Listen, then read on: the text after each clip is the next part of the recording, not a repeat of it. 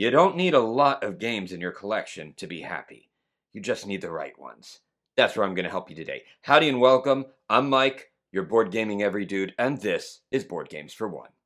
Today, I'm going to take you through a collection of games that goes from $13 to $60. They all have a multiplayer mode and they have solo mode, so you can play with friends and family, or you can just play solo and be happy. Let's get started, starting from the lowest cost. We're going to go with Mouse, Cheese, Cat, Cucumber. I've featured this game, and I'm going to keep featuring it over and over because of how much game is in this little box. This is a maze and a tile laying game where you get to rotate tiles to create a maze where you're trying to get a character, either the mouse, the cheese, the cat, or the cucumber, to fulfill certain goals. You can play this 1 to, what is it, 4 players? I believe it's 4, yeah. 1 to 4 players. It says 12 minutes. I'm more like a 20 to 30 minute player with this, but maybe, hey, maybe you can get it in there, ages 14 up. It's got 4 different solo modes. It's got a puzzle mode. If you get the expansion with it, which takes it up to, I think, $20, then this also has a full-on campaign mode. There's an online comic. You can buy it directly from Fight in a Box Games. You can buy it from any game store as well. So there you go. Mouse, Cheese, Cat, Cucumber. We've also got, next game, Wild Tales. Wild Tales is by Button Shy Games, and I picked this because, and it's somewhere between 15 and 20, okay? Somewhere between 15 and 20. I'm thinking 17. Couldn't tell you for sure. But this is a legacy game. So if you're not familiar with what that means, a legacy game means that you're following a story, basically, an adventure of sorts, and you make permanent changes to the game as you play. It's a collection of cards. It's like an 18 card game, and you would not believe how much game you get in this legacy campaign where you play as these cute, fuzzy little animal pirate things trying to store cargo and go into like different hideouts and things like that. It's just a great time. So there you go. 2 games under $20. Let's go to our next game in the next bracket up, $20 to $30.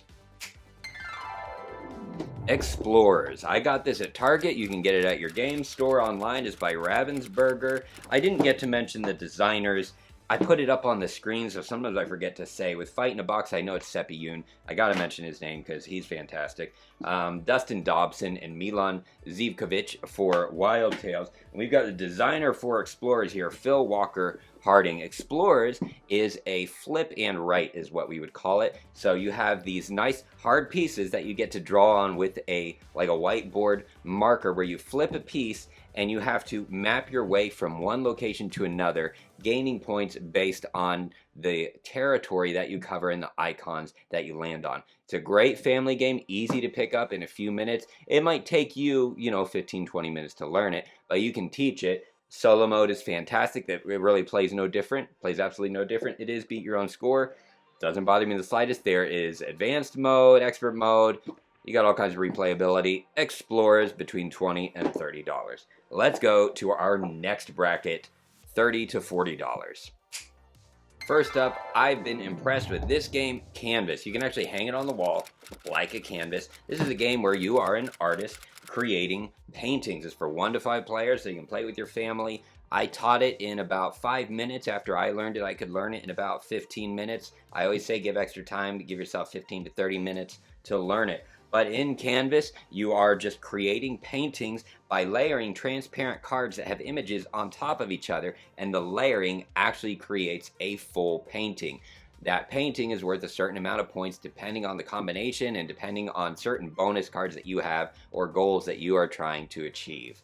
When you are playing solo, you can play against Vincent. What Vincent does, he's an AI that just gets in your way. So it's a beat your own score game. You set your goal for how many points you want to pick. I think there are 4 different challenge levels, and you just try to beat him as he removes options from the game. There's also a puzzle version that I have not tried myself, but it looks interesting. You're trying to get the most of the right kinds of pieces. So both of those play solo. The solo against Vincent is actually 1 to 2 player as well, so you can add him as like a 3rd player if you would like. There are achievements on the back that you can check off to try to achieve, as well as they're almost like missions, 5 or 6 different types of challenges where you try to complete certain types of paintings in certain categories in certain orders.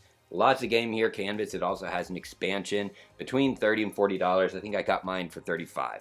Beautiful game, highly recommend. Next! Small Islands by Lucky Duck Games. We've got Alexis Allard as the designer. We've got Aureli Guarino as the artist. Again, all of this I put on the screen. I'm sorry if I don't say it each time, working on that. Anyway, this is 1 to 4 players, 1 to 5 players. Where'd you go?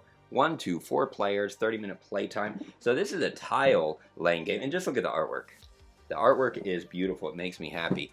So this is a tile laying game where you're exploring. So you start out with 1 exploration tile, and then you get to lay more tiles on this sea, basically, where there are these little islands that you want to get to, and then you want to explore that island to get riches and goods from different temples and artifacts and things like that, so that you can score points. Your opponent is trying to do the exact same thing. The game ends after 4 rounds at most. So there are different game end criteria, which makes it interesting. The game could end a little earlier than you're anticipating, so you gotta stay on your toes.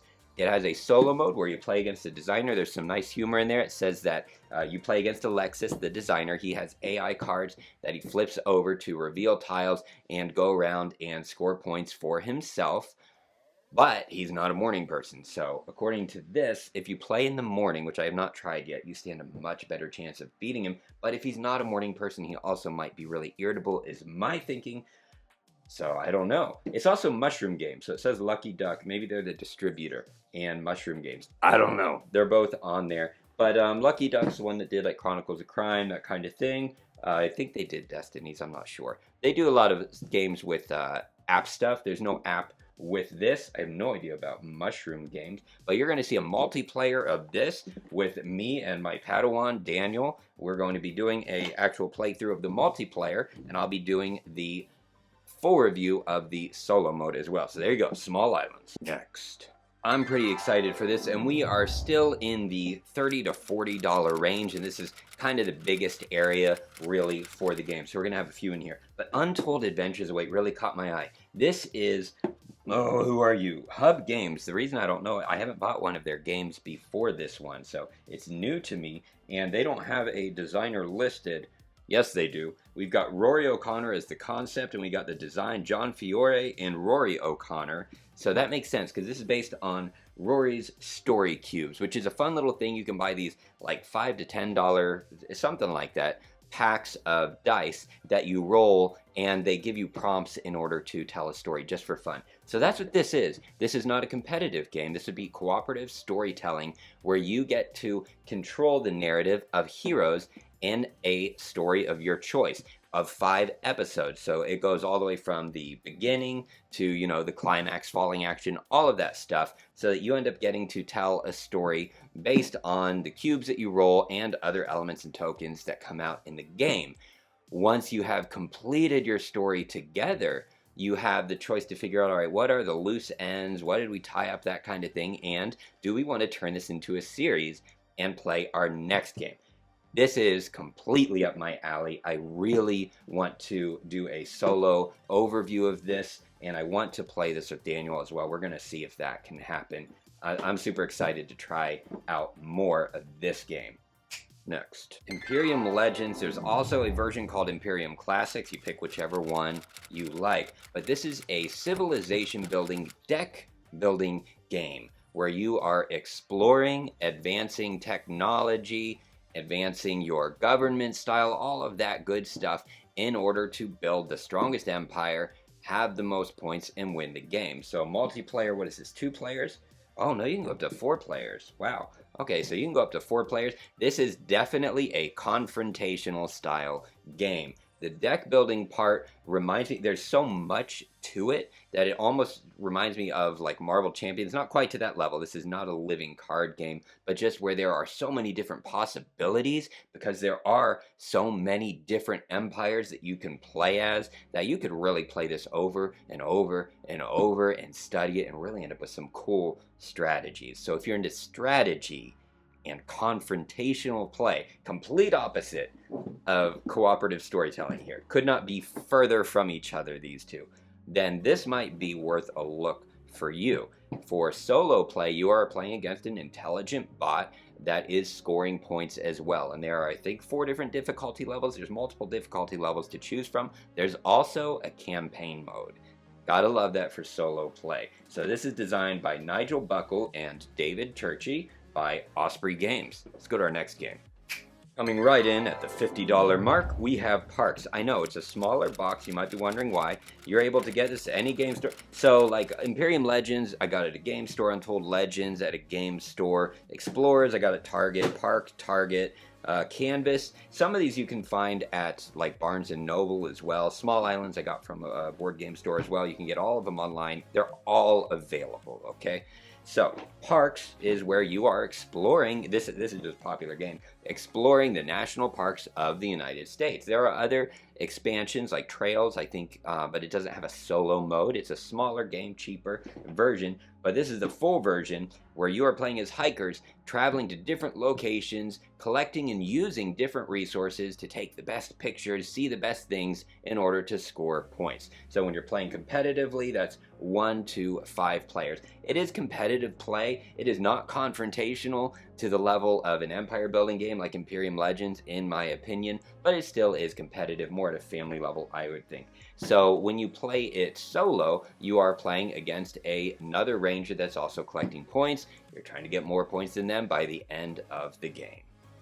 Parks. Next bracket, $60.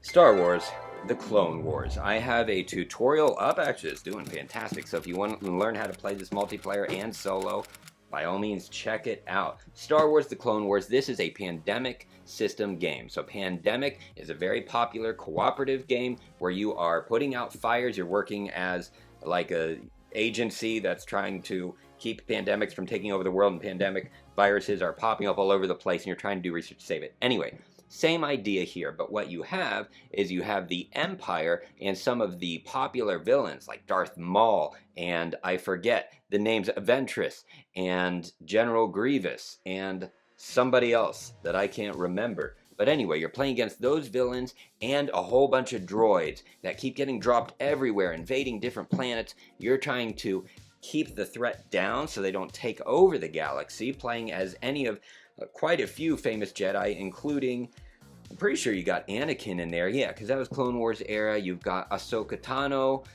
several others that I can't remember their names. I've played as all of them. Check it out. But anyway, it's super fun. You're using cards to take actions and complete missions. If you complete the missions and, you know, the galaxy doesn't get taken over, then you win the game. You play cooperatively. Solo play is almost completely identical. There's like the teeniest little change to playing solo. Check it out, I recommend. Next game, Wingspan by Elizabeth Hargrave, and the art by Beth Sobel, who's known particularly for her nature artwork. Nature games are really big right now. It's a very trendy thing, and there's good reason. They're actually quite fun. I was not into them at first, but the market's definitely getting saturated with them, so you've got plenty to choose from, my goodness. But Wingspan was kind of early in the whole nature game style, but you can find this at any store anywhere. I've seen it at Walmart, Target, all those. Every single game store has this. It has the expansions, Oceania, European, the most recent, the Asian expansion. You've got all kinds of good stuff. But anyway, this is a tableau. I guess you could call it a tableau building game. I really don't know what it means when I say that. I just say these things because I'm supposed to. What you have is a habitat on a board, and you get to build up this habitat to place birds, attract the birds, feed the birds, give the birds eggs so that they can give birth to new baby birds. Whoever has the best habitat, by also meeting secret objectives and known objectives, group objectives, like have so many birds in the water, have so many birds in the trees, all kinds of combinations. Whoever has the best habitat wins, and that's determined by points. That's when you're playing multiplayer. Solo is almost identical. You are playing against an intelligent bot or an AI because it is Stonemaier. It's an Automa Factory AI, which means it's very high. Look, I'm a big fan of Automa Factory. I praise it regularly. Don't see any reason to stop. So it's an intelligent AI, the Automobon Society, that are trying to like beat you at being the best bird watching conservationist or whatever. Anyway, help me. I need water. But here you go. They don't have their own board. They just have a deck that you flip over, and they do collect points by collecting bird cards that you just put in 2 separate piles, and they also collect eggs, so there's not a lot of managing. but they are battling you, and there is scalable difficulty. So one, you can determine your difficulty level from, I think, 3 to 4. That's pretty much the standard. And then there is a special card called the Audubon Society card, something like that, that makes the game just a little bit harder. So if you play the most challenging mode with that card, you are in for a challenge. Oh, let's bring them all out. Let's bring them all out. Ta-da! Now this doesn't end up being fair. You can't see all the games equally. Whatever. I try, you know, when I was a kid, I liked stuffed animals. Little side thing here. I really liked stuffed animals. So when I would go to bed at night, I had a whole collection of stuffed animals, and I would rotate which ones got to sleep close to me because I had too many, right? Because I didn't want any to feel left out. We had to be fair. So I would rotate them. So I'm feeling that way here. They didn't all get equal visual, whatever. Whatever. This is life. This is life. Thank you so much for watching. This is Board Game Buyer's Guide. Stick around. I've got a fun video coming up with Daniel for Small Islands and so much more. If this was helpful, please consider subscribing so that you can find more great board games for you, but also it encourages me and it makes me want to keep doing this and hopefully just get better and better at making these dastardly videos. I love you all. I'll see you next time.